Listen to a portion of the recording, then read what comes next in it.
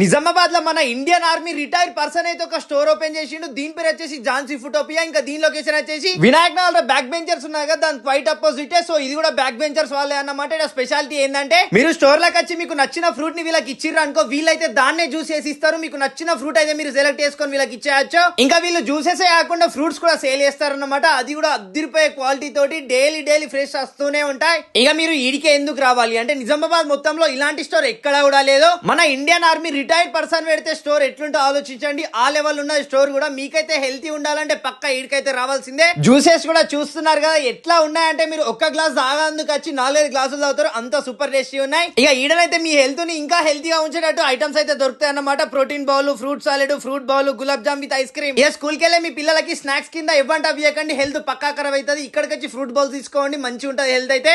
ఇంకా ఈ store exact location వచ్చేసి వినాయక్ నగర్ లో రిలయన్స్ పక్కకే లొకేట్ అయి ఉంటది.